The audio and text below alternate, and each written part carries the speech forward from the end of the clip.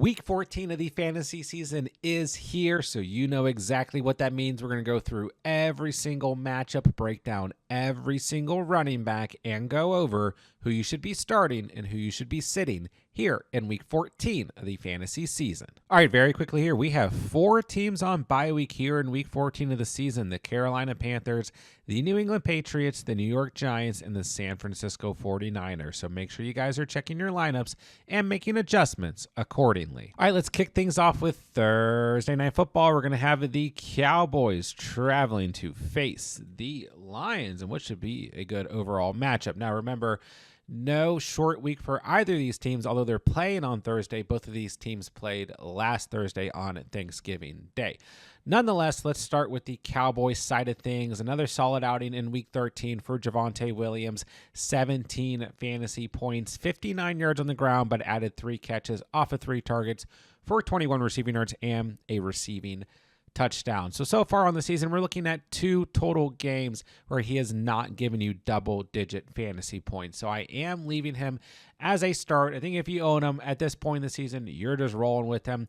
No questions asked, but the one knock here is that this Lions defense has given up the fewest fantasy points to opposing running backs on the year. Only 5 touchdowns allowed to the running back position by the Lions, third best of any team in the league. So this is a tough spot, don't get me wrong, but I'm expecting points, fireworks, offense in this matchup, and that Lions defense has not looked nearly as good as of late. So the Cowboys, that passing attack, will be able to move the football, and I do think at the end of the day, Javonte will come through with you guys with a pretty safe floor. Then we move to the Lions side of things. This is kind of the opposite here. It's quite a good matchup as the Cowboys are ranking in the bottom 12 in terms of fantasy points allowed to the running back position. But it is worth noting they have improved significantly. Those trades they went out and made really helped. The defensive line has looked good. The defense overall has gotten healthier. They are now 21st overall in terms of fantasy points allowed to running backs, where early in the season they were consistently ranking bottom 5. So they have improved. Most of you guys out there know that. And I know Jahmyr Gibbs was not great in Week 13, just 11.6 fantasy points after that monster game in Week 12. But you still got to keep rolling with Jahmyr Gibbs. Not a lot to discuss here. He is still a must-start player. David Montgomery did make a little splash on Turkey Day. He had that rushing touchdown. Outside of that, he didn't really do a whole lot, but he did have 12.8 fantasy points. So, I've gone kind of back and forth with Monty, and we're kind of at the point where, for me, he was just a sit. Then he comes out and, of course, scores a rushing touchdown. So I will leave him in the flex category, but I do think that the game script benefits Gibbs more here. But Monty, very risky, but still a player who can, of course, always score. So we'll put him in the flex category moving into Week 14. I think Jahmyr Gibbs is going to bounce back in large fashion here in Week 14. I'm headed straight to Underdog to take the over on his rushing yards. I think he is in a great spot against this Cowboys defense in a very competitive matchup. Don't forget, all new users who sign up on Underdog using promo code THECATCH are getting a free NFL Pick Em to use towards Week 14 NFL action. Take that free Pick Em. Take the over on Gibbs' total rushing yards. If both of those lines hit, you're going to automatically double your cash entry. And on top of that, once you play through $5 on Underdog, as long as you've signed up using promo code THECATCH, they're going to give you $50 in bonus funds to use towards Week 14 NFL action. And on top of that, they're going to give you a 50% deposit match up to $1,000. So make sure you guys sign up on Underdog using promo code THECATCH if you want to take advantage of all of their Week 14 exclusive NFL offers. All right, let's move into the early window on Sunday. We're going to start with the Titans traveling to face the Browns. This will be an interesting matchup in terms of the two offenses out there. Nonetheless, let's go ahead and start with the Titans side of things. Tony Pollard, Tajay Spears. It's been a couple weeks now where I've been saying no way I would start either of these guys under any circumstances. And in my opinion, they don't even need to be rostered at this point in the season. These guys are just roster cloggers. They do not need to be on your team. They're not going to give you fantasy production. We look at it over the next couple of weeks, the Browns, the Niners, the Chiefs, the Saints. Maybe against the Niners, although that's a road game, and then maybe against the Saints in Week 17. But come on, guys. These are guys who are just not giving us any fantasy production, and the Browns allowing the 9th fewest fantasy points to opposing running backs Pollard, Spears, easy sits for me this week. Then we move to the Brown side of things. Quinshon Judkins, a must-start running back this week. This Titans defense, very, very bad against the run. Bottom 12 in terms of fantasy points allowed to opposing running backs. I guess, once again here, it is worth noting they have improved over the past couple of weeks. They have moved up in that ranking and been a bit stiffer. Their passing defense has been worse over the past 2 or 3 weeks, but still a good spot here. I know ETN, someone we really liked last week against the Titans, didn't show up.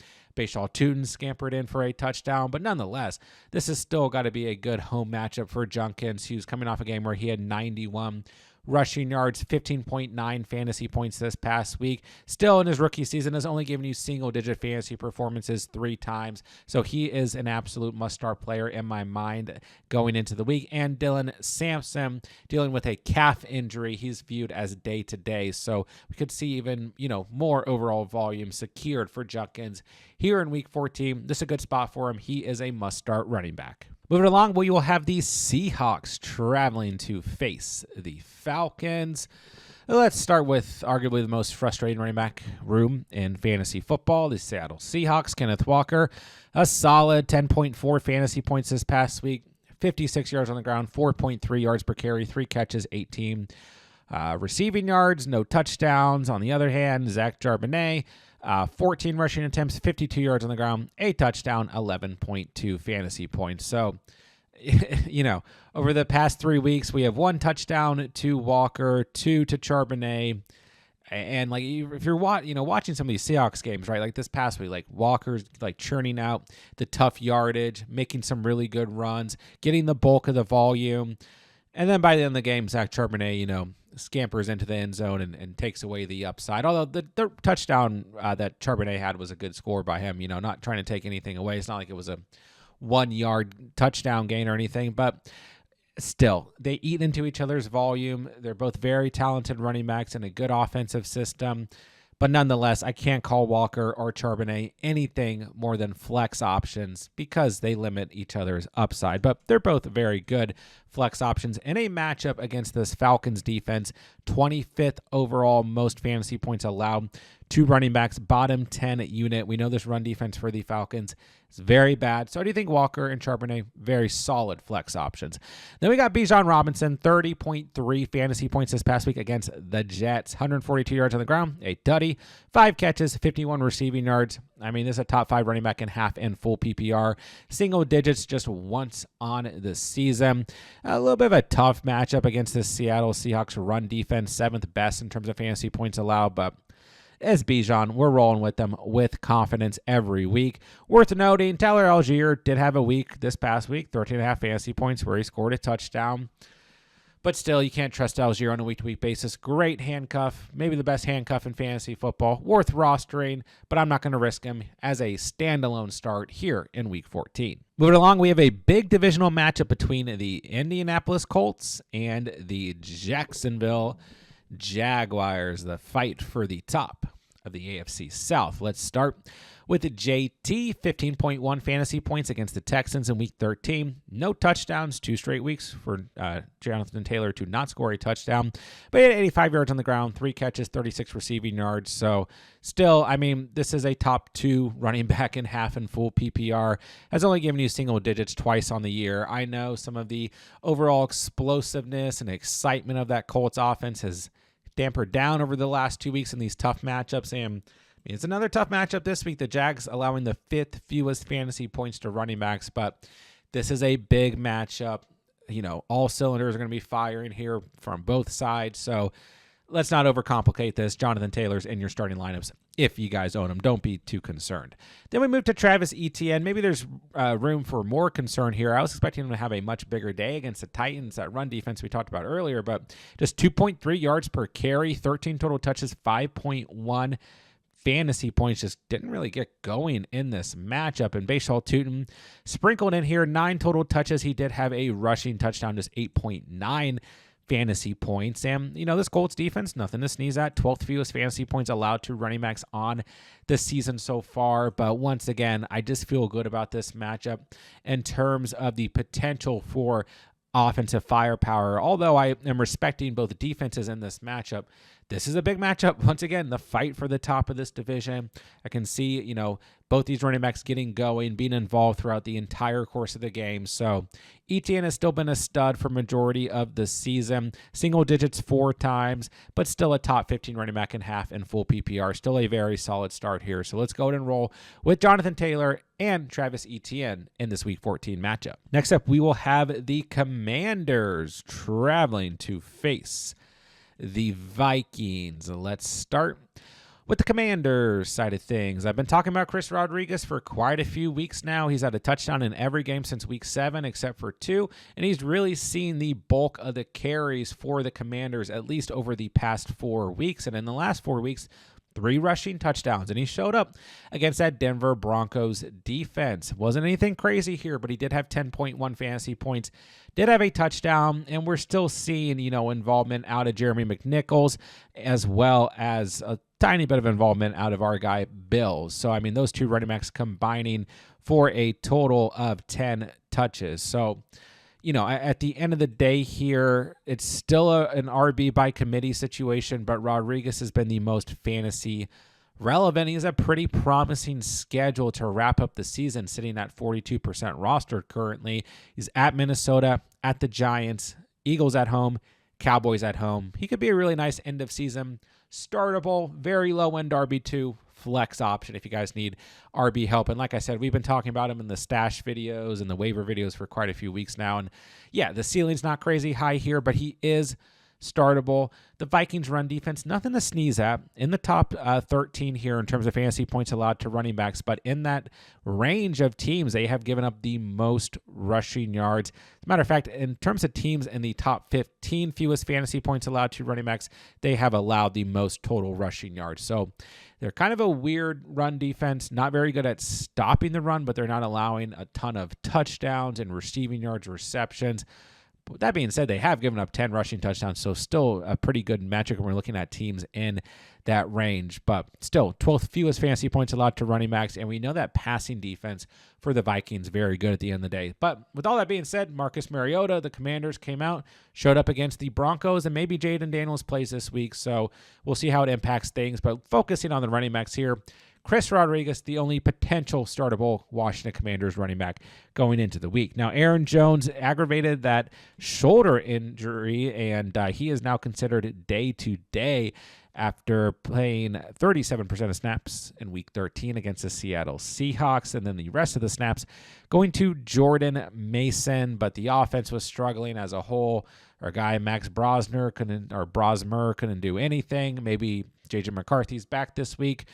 Maybe he's not. I don't know. I don't feel great about either running back, but at the end of the day, the Commanders are giving up the 3rd most fantasy points to opposing running backs. It's a great matchup. They just gave up 2 rushing touchdowns to RJ Harvey this past week. So if Aaron Jones plays, flexible. If he doesn't play, Jordan Mason actually probably looking like a pretty strong flex. But the issue isn't like, can the running backs produce or not produce here? It's, can the offense do anything with the state of the quarterback play? That's what concerns me. And if they had just decent quarterback play, I would feel actually pretty good about either of these running backs due to the matchup. But because of the state of things, they are no more than flex options here in Week 14. Moving along, we will have the Bengals traveling to face the Bills. Let's start with Chase Brown and the Bengals. Another great fantasy day for Chase Brown this past week against the Ravens on Thanksgiving Day. 18.3 fantasy points, 78 yards on the ground, 7 targets, 7 catches, 35 receiving yards. Most importantly, 5.2 yards per carry. He's had 5.2 yards per carry or better in the past 3 weeks. 5.2 yards per carry or better in every game except for 1 in the last 6 weeks. He's been incredibly efficient running the football, and he's getting that involvement in the passing game as well. 4 or more targets in the last 4 games, 7 or more targets in 3 of the last 4. And I was actually a little concerned with Burrow coming back. Like, is Chase Brown going to continue getting this volume in the passing game? Because, quarterbacks like Browning and Flacco kind of dumping it off, taking what's there. Maybe Burrow is not going to do that because he's a better passer. But yeah, 7 targets, 7 grabs for Chase Brown this past week. I don't see that slowing down. The Bills allowing the 4th most fantasy points to opposing running backs. They're just one spot behind the Commanders, who we just trashed on. So this is a great spot. We know we want running backs in the mix against this Bills run defense that wasn't awful this past week against the Steelers, but still Jaylen Warren at least came out with a floor and a touchdown and all of that. So, I mean, they've given up 16 total touchdowns to running backs. Chase Brown, absolute must-start running back in this matchup. And Samaje Perine did return. His name should probably be on the screen. He did have 16 touches this past week, but didn't do a whole lot with them at 5.4 fantasy points. So he's just a sit for me. For now, we'll see what happens. James Cook continues to be a dominant running back week to week, 18.7 fantasy points against a good Steelers run defense that did show itself in the first half of that game, and then second half of the game basically disappeared. But he had 32 carries, 3 catches, 35 total touches this past week, 144 yards on the ground, 33 receiving yards. Did have 2 fumbles, one of them lost, but still, James Cook against his Bengals run defense, giving up the most fantasy points to opposing running backs on the season so far, over 1,500 rushing yards, a total of 17 touchdowns allowed to running backs. Smash spot for James Cook. This is a great matchup for both stud running backs involved. Chase Brown, James Cook, absolute locks in your guys' lineups here in Week 14. Next up, we'll have a divisional matchup between the Saints, who will travel to face the Buccaneers. Let's start with the Saints side of things. Alvin Kamara missed this past week, dealing with both an ankle and a knee issue. Don't know if he's going to play in Week 14 or not.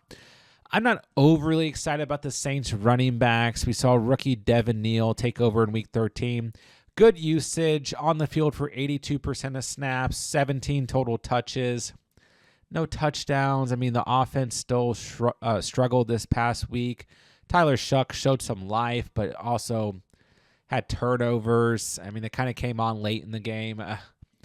I don't know. I'm going to call Devin Neal a flex if he plays. The Bucs still bottom 10 in terms of fantasy points allowed to running backs, but I mean, out of teams in the bottom 12, bottom 15, they are allowing the fewest rushing yards to running backs. They're still good at stopping the run, but they've given up a crazy amount of receptions and receiving yardage to running backs, and still 12 total touchdowns allowed on the season to running backs. So that's why they rank where they are, but only 929 rushing yards allowed. So Devin Neal, flexible. I mean, he's had 3 or more targets in actually 4 of the last 5 games. So he does get that involvement. And if Kamara's out, he's worth flexing or like a low-end RB2. I know we got teams on bye weeks. We still got injuries, so he's startable.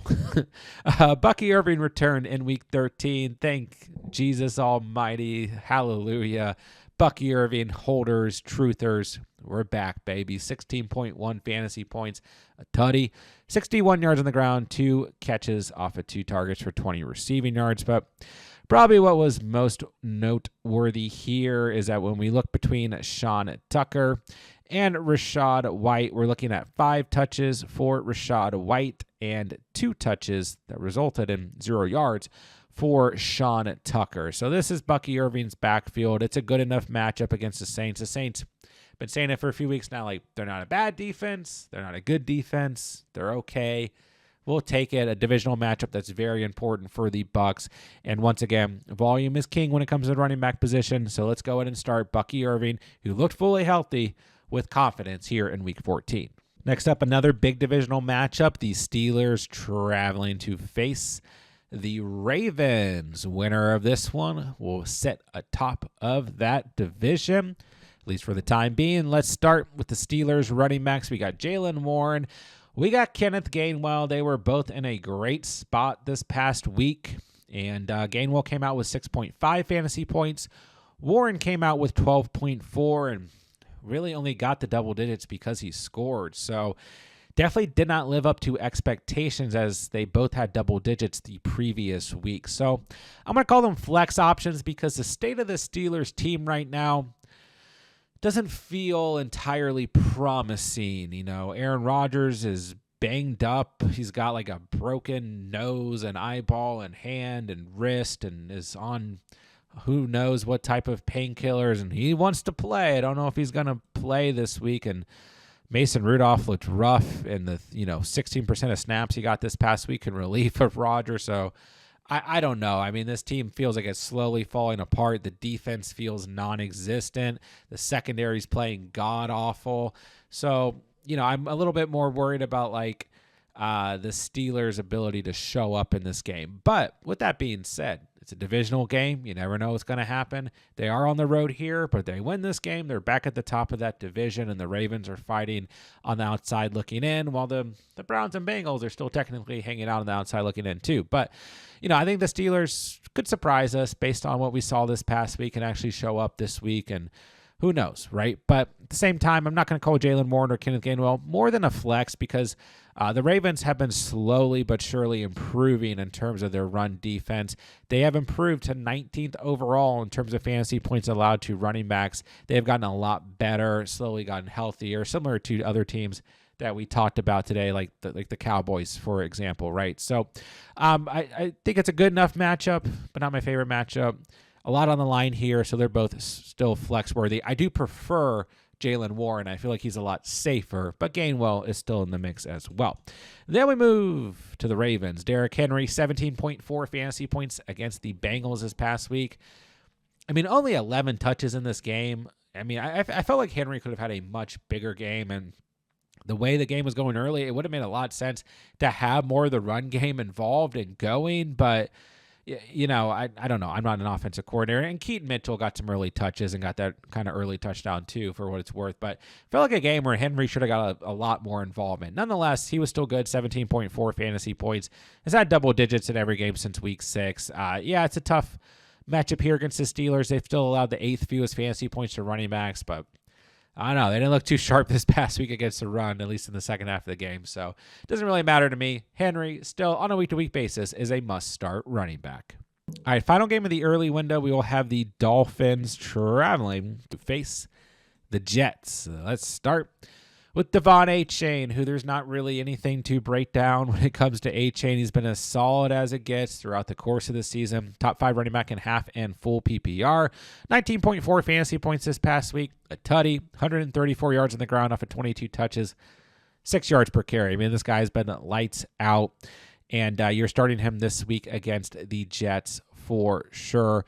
This team has moved back in rankings. They are now a bottom 5 unit in terms of fantasy points allowed to running backs. So smash spot. They've given up 16 total touchdowns to running backs, over 1,200 rushing yards.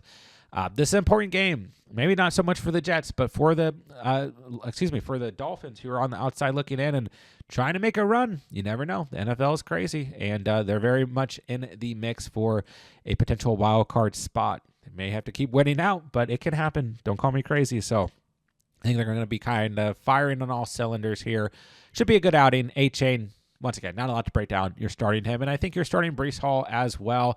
The Dolphins are one of these teams that has improved against the run. Remember, early in the season, September, it was like, I don't care what running back it is. We're starting them. But the Dolphins, 18th overall in terms of fantasy points allowed to running backs. I mean, better than the Ravens, better than the Cowboys, better than some of these other teams that we've talked about in terms of improving.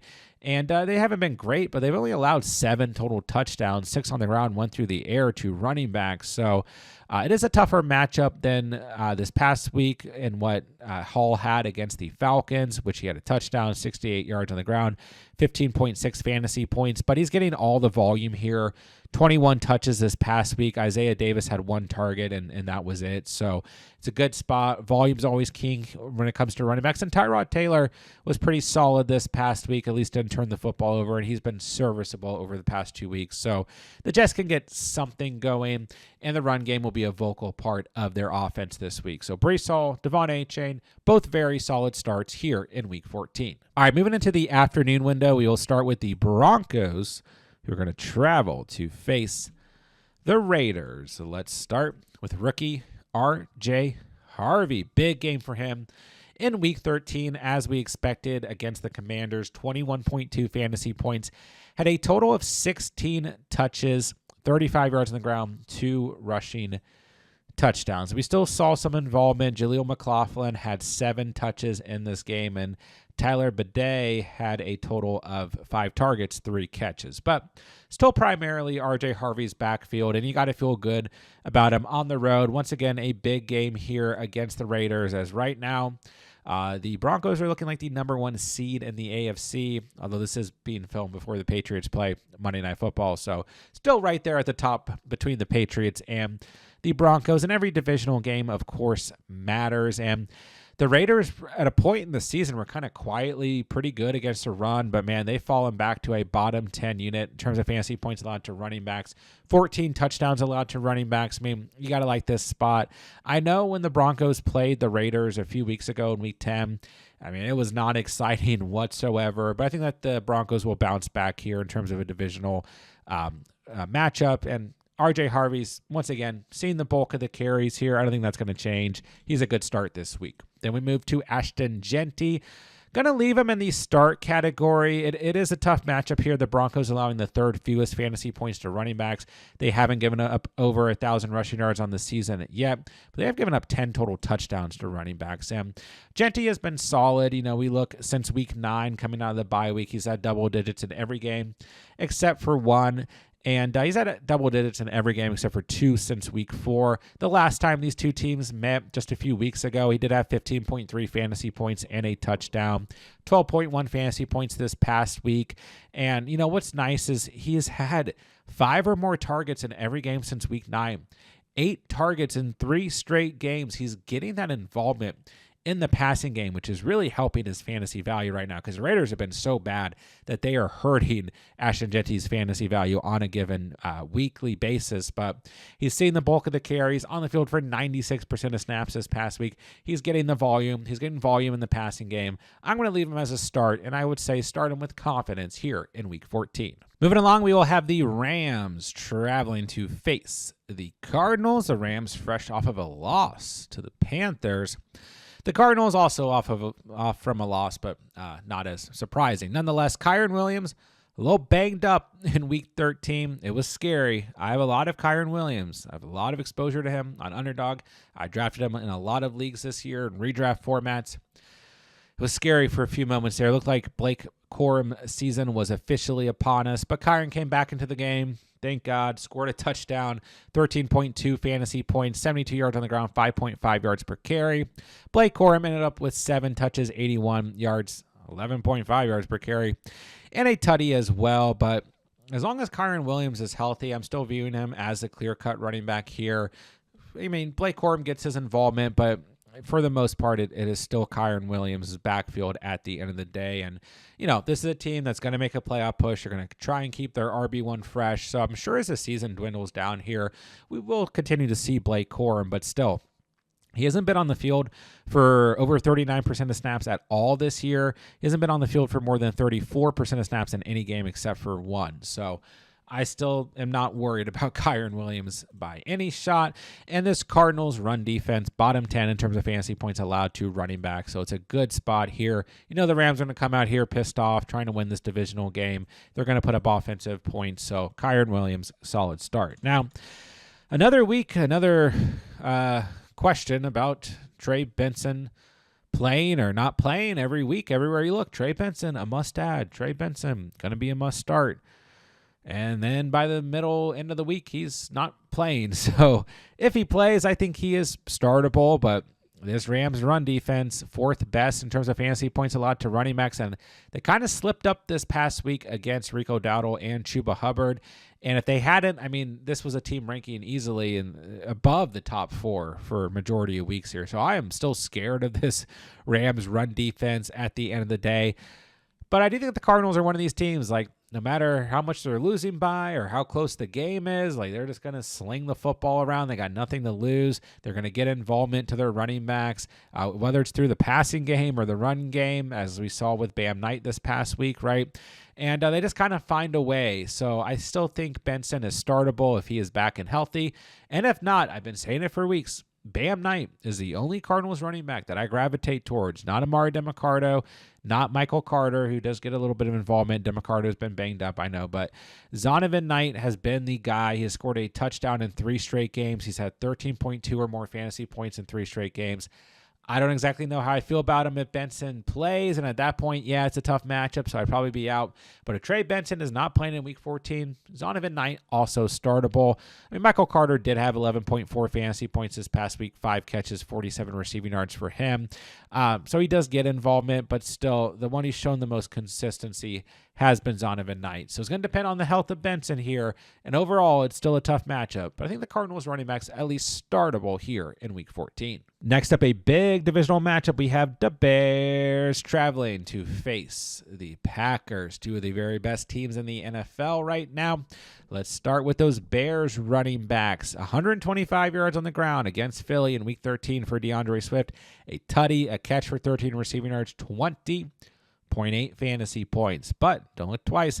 Kyle Monangai, 19 fantasy points, 22 total touches, 130 rushing yards, and a tutty. He had 5.91 yards per carry. They were dominating the run on the road. Some windy, cold, icky Black Friday weather. They made that Eagles defense look silly. And they have another tough task this week against the Packers, who are allowing the 10th fewest fantasy points to opposing running backs, substantially better than the Eagles. I don't really know why the narrative going in that game was like, the Eagles' run defense is amazing and blah, blah, blah. And like the Eagles, 23rd in terms of fantasy points allowed to running backs. They had just kind of over the last 2 weeks in those two stiffer matchups against the Lions and the Packers, they had moved up, but they really haven't been that solid all year long. Nonetheless, that doesn't matter. But the point being here is that the Packers' run defense has been solid all season long.